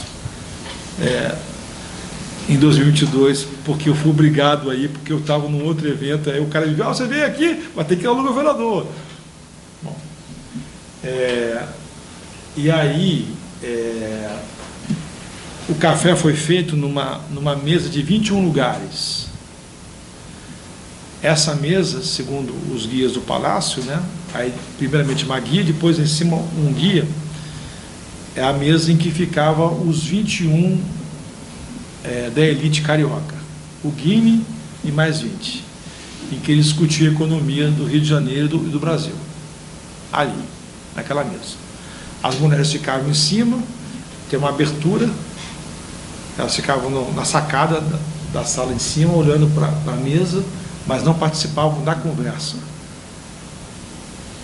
No Palácio Laranjeiras, esse palácio, né, Palácio Guine Laranjeiras, tem a pintura do Morro Corcovado, no teto, quando você entra, e não tem o Cristo Redentor, porque o palácio e a pintura é anterior ao Cristo. É bem interessante você ver esses detalhes que o pessoal vai mostrando com os guias, né? E aí, o guia de cima, do segundo andar, ele foi lá e mostrou essa mesa para mim, e falou assim, olha, a foto da assinatura do AI-5 é na mesa lá embaixo, aquela onde você estava no café. Estava empunhada de gente e tal, foi tirada lá. Mas ele foi assinado nessa mesa aqui, segundo o guia.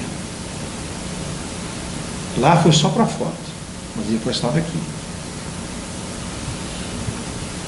Também nessa mesma mesa, o corpo do general Costa e Silva foi velado. E eu falei aqui um pouco antes, né? O guia disse assim para mim: o senhor sabe, né? Aqui se faz, aqui se paga.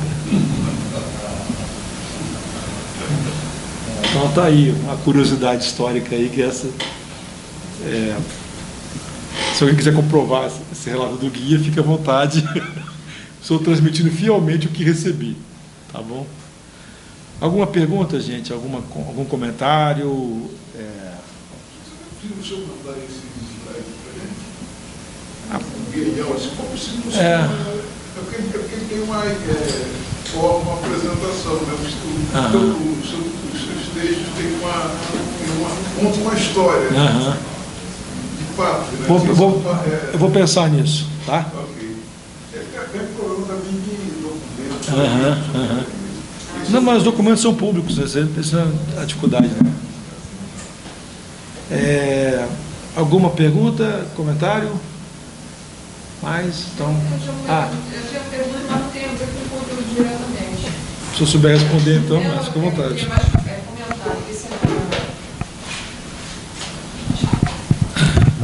Boa tarde. Márcia, da Unirio.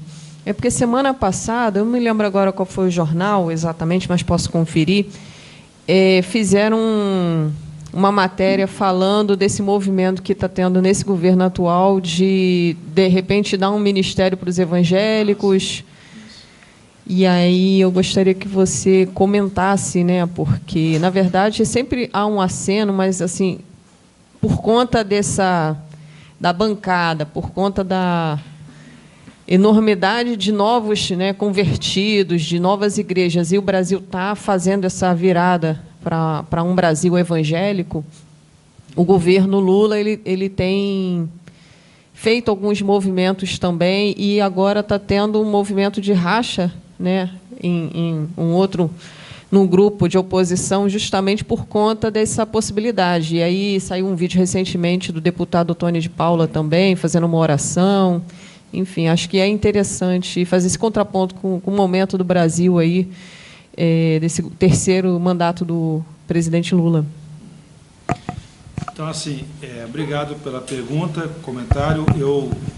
Deixa eu falar assim, o Tony de Paula, ele é o tipo de episódio que reforça o que eu tenho falado e que outros têm falado desde a eleição do Lula, que não se faz aproximação com os barões da fé, porque esses caras não têm uma ligação de fidelidade, a não ser a eles mesmos, não é nem a Deus, é a eles mesmos. Então, assim, na mesma toada do evento no Palácio Planalto, quando ele começa a receber, a única coisa boa que furou a bolha, mas na mesma toada, um dia depois do evento, ele grava uma entrevista e ele diz com todas as letras: primeiro, eu fui lá e reconheço que o governo Lula foi o melhor para as igrejas, porque fez bem ao povo, que é o nosso povo. Beleza. Segunda coisa, o Lula é um capeta, o Lula é um demônio, e é por isso que eu orei por ele. Então, assim, e aí ele cita o caso de Ciro. Então ele faz essa jogada, que é o que eu tenho falado sempre, assim, não adianta você se ligar com esses barões da fé, porque, e nem tampouco fazer essas sinalizações que eram feitas anteriormente, porque esse processo, ele é um processo que recebe um rebatismo das lideranças, em que as pessoas vão dizer, como o Antônio falou no vídeo, na entrevista, Deus é maior, usou o capeta do Lula para abençoar o povo de Deus. Ele fala exatamente isso no vídeo, que é o que eu tenho falado desde sempre. Olha, eles vão rebatizar. Se você acha, PT, que a leitura é marxista, melhora os índices sociais, que todo mundo vai vir para você de bandeja, não vai vir, porque há um rebatismo da leitura. E essa leitura que enviesa as coisas. Então o Lula continua sendo um demônio. A forma estética, a forma política que tem que agir é o que o professor João tem defendido a vários, como ele e vários outros, políticas públicas para todos. É isso. Mas a forma estética que tem que fazer é ele estar perto de lideranças evangélicas, mas que não dos barões da fé. E aí encontra uma resistência no governo, porque esse modelo, essa estética é importante para desfazer essa imagem do presidente que é possesso, do presidente que é capeta, entendeu? Comunista. Então, assim, essa estética é importante para ajudar a desfazer essa mística que é colocada sobre ele, que é uma coisa totalmente equivocada. Só que, para isso, ele tinha que se movimentar já desde o início para estar com lideranças de pequenas e médias igrejas, em alguns encontros, assim, em locais diferentes do Brasil e tal. Mas ele não fez e não quer fazer. Então a estética não vai acontecer. Enquanto a estética não acontece, o reforço daquela carga dizendo, olha, ele é um capeta, ele é um demônio, mas Deus vai usar ele, porque Deus ama o seu povo. Teve o Ciro, então ele é nosso Ciro, e por aí vai. Então isso aí vai continuar. Eu tenho muito receio de se dar um ministério, ainda que o nome seja Benedito da Silva, que para mim é uma pessoa, um símbolo, eu tenho muito receio de se dar um ministério para evangélico, para dizer assim, olha, nós temos ligações com os evangélicos, né? Porque você tem evangélicos justamente do governo federal, entendeu? Não é esse o caso, né? A não ser que você vai dar o ministério para um desses figuras. Tudo bem, pastor César Malafaia, o ministério é seu, qual que você quer? Mas aí você também está chamando o cão para ficar do seu lado, né? Então é um negócio bem complicado. Então, assim, colocar um novo evangélico no ministério não vai trazer esse tipo de apoio, de releitura favorável ao governo, na minha percepção, entendeu? Eu acho que é um caminho equivocado. É o Lula 3 reeditando Lula 1, Lula 2, assim, a aproximação se dá dessa forma. Só que aquele movimento lá atrás, nós tínhamos uma presença maciça, um eco ainda da EVB. Já não mais a EVB operante, mas você tinha um eco dela ainda, no meio evangélico. Você tinha um movimento evangélico progressista, você tinha outros segmentos que estavam fomentando algumas ideias. Isso acabou.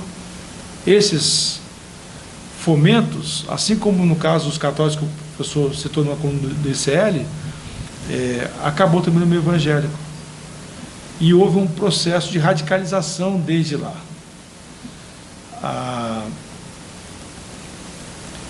De modo que eu acho que o Lula precisa se conscientizar disso, né? Naquele encontro lá em São Gonçalo, o mercadante ficou do meu lado, a arrumação que eles fizeram lá. O mercadante sentou assim e falou assim, pastor, o que está acontecendo? Nunca foi assim. Nossa relação com os pastores sempre foi muito boa. O que está acontecendo? Não foi assim. O nome disso chama-se fundamentalismo religioso. E acontece que isso aí graçou. E quando a gente foi ver, já tinha tomado conta. Qual o motivo para esse fundamentalismo? Qual? O motivo como se compara isso? Não, então, eu acho que a única forma de combater o fundamentalismo é olhar para os exemplos de resistência ao longo da história, né? Tanto de atores, como no caso um pastor estadunidense chamado Harry Emerson Fosdick, como também de grupos e movimentos que se estabeleceram fazendo esse trabalho antitético, né? E isso envolve, entre outras coisas, uma pulverização das ideias de uma possibilidade de se ter uma fé cristã que não seja uma fé calcada no fundamentalismo, porque o fundamentalismo diz que só é possível um tipo de fé, que é aquela que ele prega. E eu acho que é esse tipo de espelhamento que precisa acontecer. A questão toda é que hoje é um trabalho marginal, porque nos grupos religiosos não tem mais espaço para isso. Todos aqueles que não são fundamentalistas foram alijados. Então é um trabalho marginal. Essa mudança teria que ser interna e internamente você não tem condições de fazer essa coisa. Exatamente. O que o governo pode fazer, e faria de bem feito, é evitar de reconhecer o bacharelado em teologia dos cursos de teologia confessionais, que, à exceção da Este, lá em São Leopoldo, os luteranos, todos estão sob orientação fundamentalista. Então o governo podia nomear uma fiscalização, fazer alguma coisa, tentar algum jeito de influenciar no processo de formação dos futuros líderes.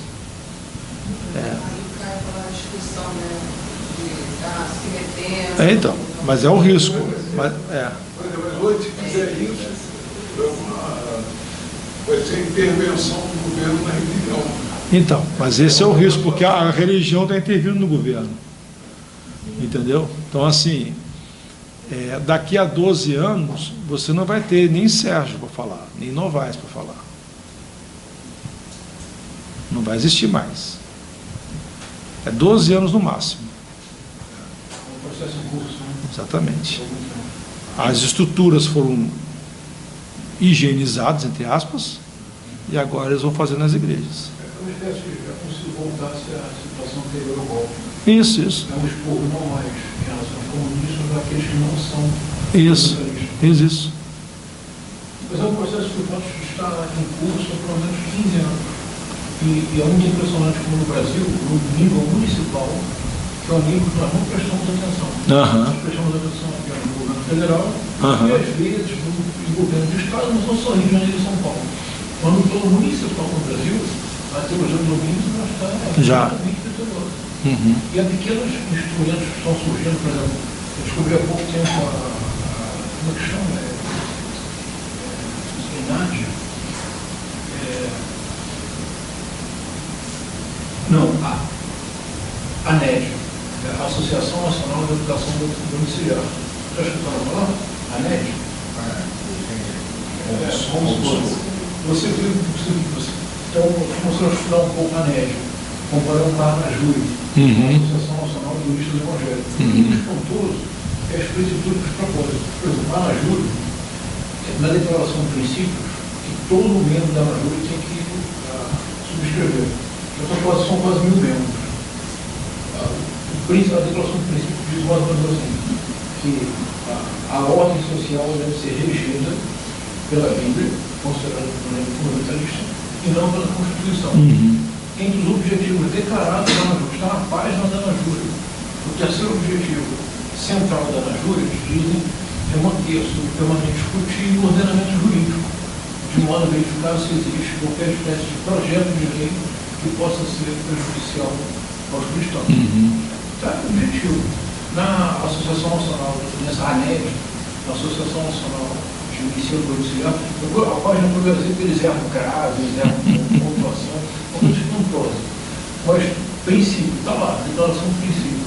Do que se trata de criar uma nova geração que seja formada com base em princípios cristãos. E o problema, quando você vê o que eles chamam de princípios cristãos, não é princípio cristão, é fundamentalista.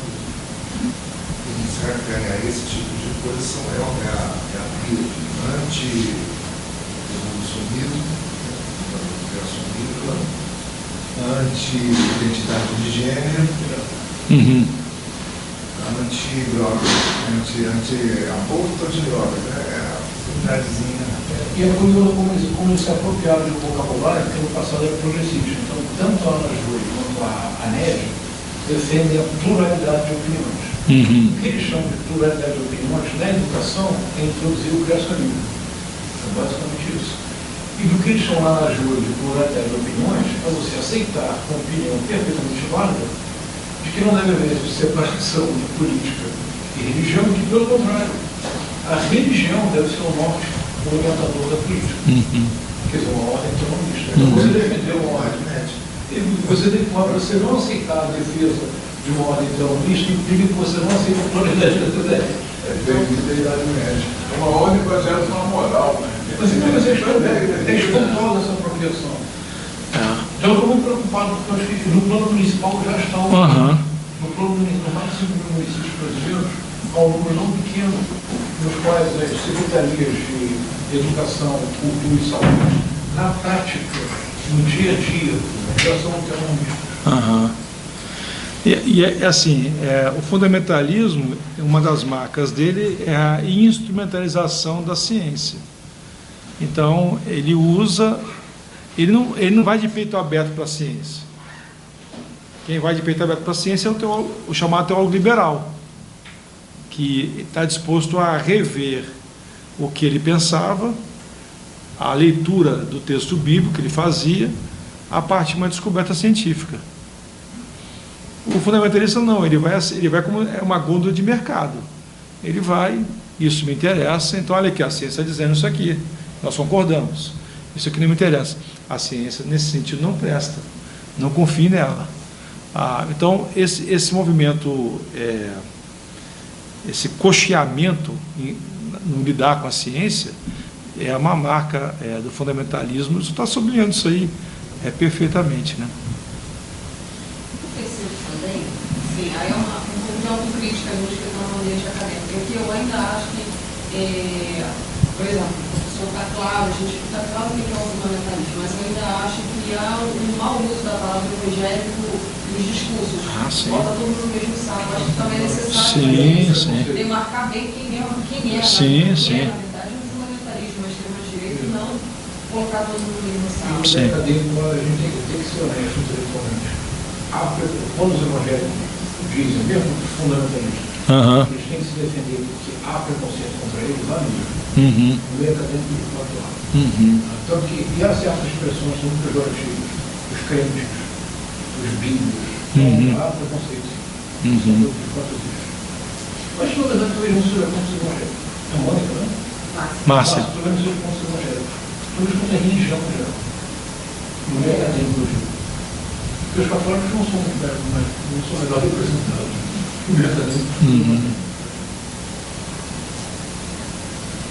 Eu acho que essa questão de reforço, né, e também de apropriações equivocadas, né, assim.